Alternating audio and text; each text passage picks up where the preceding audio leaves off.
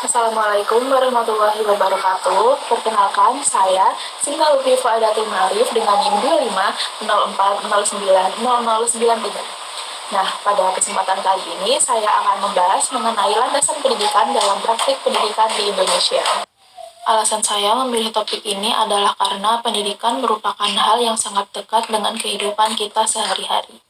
Namun, seringkali kita hanya menjalani proses pendidikan tanpa benar-benar memahami dasar atau landasan yang mendasarinya. Nah, melalui video ini saya akan menjelaskan bahwa pendidikan itu tidak sebatas belajar dan mengajar, tetapi juga merupakan sistem yang memiliki dasar yang kuat yang saling berkaitan.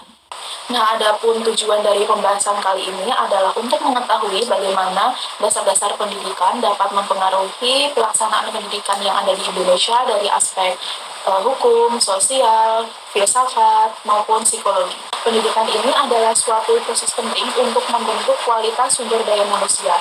Dalam pelaksanaannya, pendidikan ini tidak berdiri sendiri, namun ia memiliki dasar atau landasan yang menjadi pedoman agar tujuan pendidikan dapat tercapai dengan baik. Nah, landasan pendidikan ini sangat penting karena menentukan arah, tujuan, dan cara pelaksanaan pendidikan di Indonesia.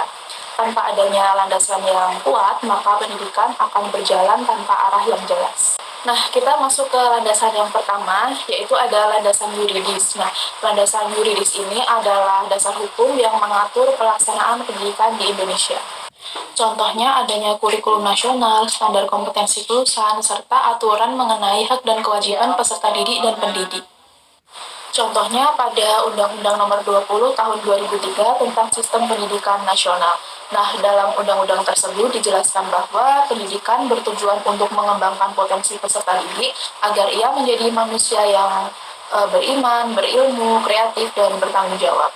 Dengan adanya landasan ini, pelaksanaan pendidikan mempunyai aturan yang jelas dan terarah. Selanjutnya kita masuk ke landasan yang kedua, yaitu ada landasan filosofis. Nah, landasan filosofis ini yang berkaitan dengan pandangan hidup dan nilai-nilai yang menjadi dasar dalam pendidikan. Di Indonesia sendiri, landasan filosofis pendidikan itu adalah Pancasila. Nah, nilai-nilai dalam Pancasila seperti kemanusiaan, keadilan, dan persatuan itu menjadi pedoman dalam proses pendidikan. Sebagai contoh, dalam kegiatan pembelajaran, guru tidak hanya mengajarkan materi pelajaran, tetapi juga menanamkan nilai kejujuran, tanggung jawab, dan juga kerjasama. Nah, hal ini terlihat dalam pembentukan karakter siswa yang tidak hanya cerdas secara akademik, tetapi juga mempunyai etika dan moral yang baik. Lalu yang ketiga ada landasan sosiologis. Nah, landasan sosiologis itu sendiri adalah landasan yang berhubungan dengan kondisi sosial masyarakat. Nah, pendidikan itu harus menyesuaikan dengan kebutuhan masyarakat, budaya, dan juga perkembangan zaman. Misalnya, pada saat ini pendidikan sudah mulai menyesuaikan dengan era digital, sehingga teknologi diikutsertakan dalam proses pembelajaran. Nah, dengan demikian, pendidikan tetap berjalan relevan dengan kehidupan masyarakat. Selain itu, pendidikan juga harus mampu menanamkan nilai-nilai sosial seperti toleransi, gotong royong, dan kepedulian terhadap sesama. Nah, selanjutnya ada landasan psikologis. Nah, landasan psikologis ini adalah yang berhubungan dengan perkembangan dan karakteristik peserta didik. Setiap siswa memiliki kemampuan, minat, dan gaya belajar yang berbeda. Oleh karena itu, guru perlu memahami kondisi psikologi siswa agar proses pembelajaran dapat berjalan dengan efektif.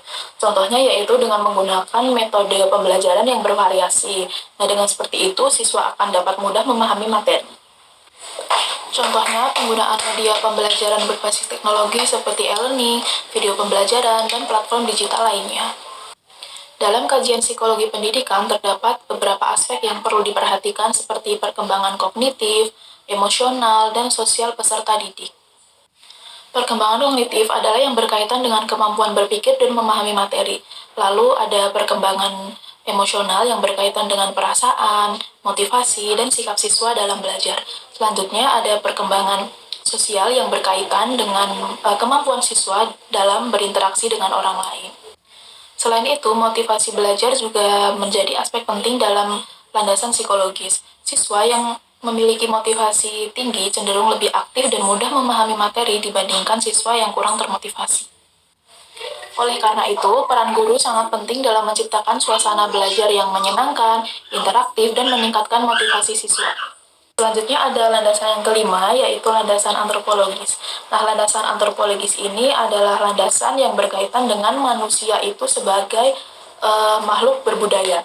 Nah, pendidikan itu tidak dapat dipisahkan dari budaya yang ada pada masyarakat. Oleh karena itu, pendidikan harus memperhatikan nilai-nilai budaya, adat istiadat, serta kebiasaan yang berkembang pada lingkungan peserta didik. Indonesia merupakan negara yang memiliki keberagaman budaya yang sangat tinggi, baik dari segi bahasa, adat istiadat, tradisi, serta nilai-nilai sosial yang berlaku di masyarakat. Keberagaman ini yang menjadi tantangan sekaligus kekayaan dalam dunia pendidikan. Dalam konteks ini, pendidikan memiliki peran penting dalam mengenalkan, menjaga, dan melestarikan budaya kepada generasi muda. Sebagai contoh, pada saat proses pembelajaran, guru dapat mengaitkan materi dengan budaya lokal seperti menggunakan contoh-contoh yang dekat dengan kehidupan sehari-hari peserta didik. Dengan demikian, pendidikan dapat membentuk individu yang tetap menghargai dan melestarikan budaya lokal di tengah perkembangan global. Selanjutnya kita masuk ke landasan yang terakhir, yaitu landasan historis. Nah, landasan historis ini adalah yang berkaitan dengan perkembangan pendidikan dari masa ke masa. Pada masa penjajahan, pendidikan masih terbatas dan belum bisa diakses oleh seluruh masyarakat. Namun, seiring dengan perjuangan tokoh pendidikan, sistem pendidikan mulai berkembang dan menjadi lebih terbuka untuk semua kalangan. Nah, salah satu tokoh penting dalam sejarah pendidikan Indonesia adalah Ki Hajar Dewantoro yang dikenal sebagai pelopor pendidikan nasional. Nah, beliau ini menekankan bahwa pendidikan itu harus memerdekakan manusia dan dapat diakses oleh seluruh rakyat tanpa mendiskriminasi. Melalui sejarah, kita dapat memahami bagaimana sistem pendidikan itu berkembang hingga seperti sekarang. Contohnya, perubahan kurikulum di Indonesia yang terus mengalami penyesuaian sesuai dengan kebutuhan zaman. Dengan memahami sejarah pendidikan, kita dapat mengambil pelajaran untuk memperbaiki sistem pendidikan di masa yang akan datang. Nah, dari keenam landasan tersebut dapat dilihat bahwa semuanya itu saling berkaitan dalam praktik pendidikan di Indonesia. Namun, pada pelaksanaannya masih terdapat berbagai tantangan seperti ketimpangan fasilitas, kurangnya inovasi pembelajaran, serta kurang meratanya kualitas pendidikan di berbagai daerah. Selain itu, pengaruh globalisasi juga menuntut pendidikan untuk agar tetap menjaga keseimbangan antara kemajuan teknologi dan juga pelestarian budaya. Oleh karena itu, diperlukan upaya yang berkelanjutan agar seluruh landasan pendidikan dapat diterapkan secara optimal.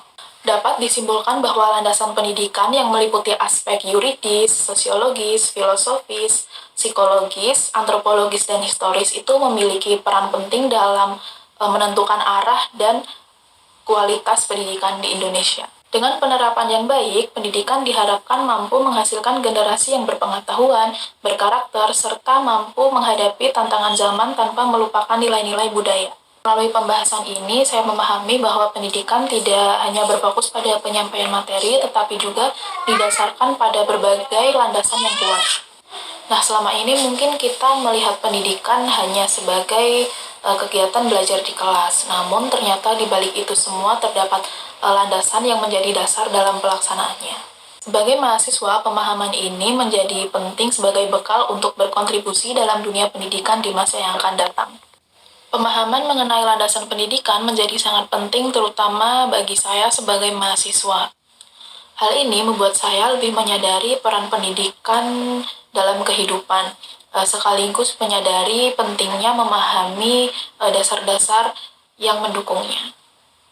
Saya juga berpikir bahwa ke depan tantangan dalam dunia pendidikan akan menjadi semakin kompleks, terutama dengan adanya perkembangan teknologi dan perubahan sosial yang cepat. Oleh karena itu, dibutuhkan kesiapan, baik dari segi pengetahuan dan sikap, agar kita dapat beradaptasi dan juga tetap berkontribusi dalam dunia pendidikan. Demikian pemaparan yang dapat saya sampaikan mengenai landasan pendidikan dalam praktik pendidikan di Indonesia. Semoga pembahasan ini dapat memberikan gambaran serta pemahaman yang lebih luas mengenai pentingnya dasar-dasar pendidikan dalam kehidupan kita sehari-hari. Saya menyadari bahwa dalam penyampaian ini masih terdapat banyak kekurangan, oleh karena itu saya terbuka terhadap saran dan masukan yang membangun. Sekian pembahasan yang dapat saya sampaikan mengenai landasan pendidikan dalam praktik pendidikan di Indonesia. Kurang lebihnya mohon maaf. Terima kasih. Wassalamualaikum warahmatullahi wabarakatuh.